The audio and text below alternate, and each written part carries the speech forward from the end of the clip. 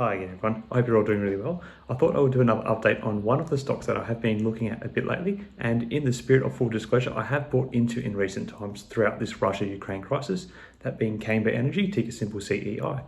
So while there has not been any major company news from Camber Energy this week, there has been a particularly important macro development that has subdued the company's share price in the last few days, that being the Biden administration has promised to release up to 180 million barrels of oil a day from the nation's strategic reserve at a rate of 1 million barrels per day until the end of the year. The significance of this announcement is that it has caused for a further curbing of oil prices, with WTI crude falling 7% and Brent crude falling by 5.2% with the announcement. The larger drop in WTI is a reflection that this move will logically have a bigger impact domestically for the USA, but will also ease the global supply, as the USA is the largest single consumer of oil by a long way, currently consuming more than 50% more barrels per day than the country that falls number 2 on that list, China. What this means for oil companies is the lower oil price will likely reduce profit margins in the interim.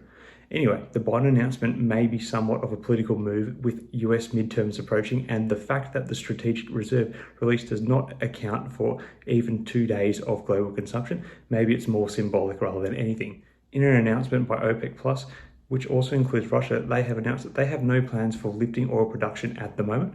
For this reason, I think the announcement from Biden will only provide a temporary curbing of the oil price, which means whatever downward pressure it puts on oil companies' profit margins, such as Camber Energy's subsidiary VKIN Energy, will likely only be a fleeting one. Also, the fact that this is a 6-month program that the Biden administration is embarking on, perhaps this suggests that the White House is not seeing an end to the conflict and a reduction of pressure on supply bottlenecks to occur anytime soon, meaning continued higher oil prices and profits for oil producers in the medium future.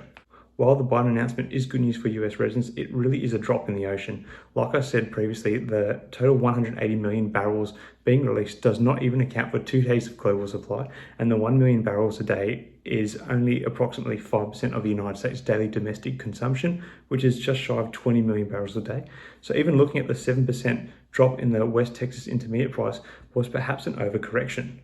So this action will likely only have a temporary setback on the sale prices Camber Energy via VKIN Energy will achieve, and I think it is actually being reflected in the share price at the moment, as Camber Energy has really found a level of lower resistance around the 82-cent mark, which I think is the market saying this is only a temporary setback to profit margins. The other potential good news from the Biden announcement is that Biden mentioned that the US will be looking for ways to better secure oil sources. And what I'm about to say is coming from a purely speculative train of thought, as there are no details on what this policy will look like, but this could mean a couple of things. It could mean a better deal with a friendly exporting country such as Saudi Arabia may be pursued. However, such an option goes against the purpose of the OPEC Plus cartel, and in my mind seems unlikely. Alternatively, perhaps it will see the government make a move to further develop domestic production. If it is the latter, Camber Energy could stand to win with some government support to expand their present operations, and it may not be a temporary action, meaning sustained growth to their business activities. Under the Trump administration, there was a pursuit of trying to make the US independent of OPEC Plus when it came to supplying oil. Of course, what else are they going to supply from them? And from all accounts, and perhaps boosted by the lowering of demand brought on by the pandemic, the United States seemed fairly close to achieving this goal, hence why the WTI oil price remained relatively low for quite some time. However, the Biden administration has made moves away from this policy, and if it becomes an election issue, it could mean a backflip from the Democrats and a more bipartisan approach from both political parties to pursuing oil independence, which is likely only good news for Camber Energy. I've said it before and I'll say it again, I think Camber Energy is really starting to shine through as a potential good short and longer term play. While there is a move to try and go green as fast as possible, I think the Russia-Ukraine crisis has proved that we still have a very long way to go to achieving that goal.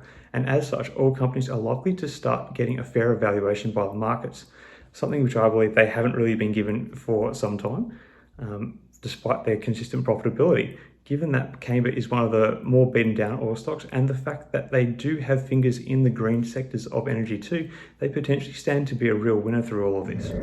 Anyway, that is about it for this video.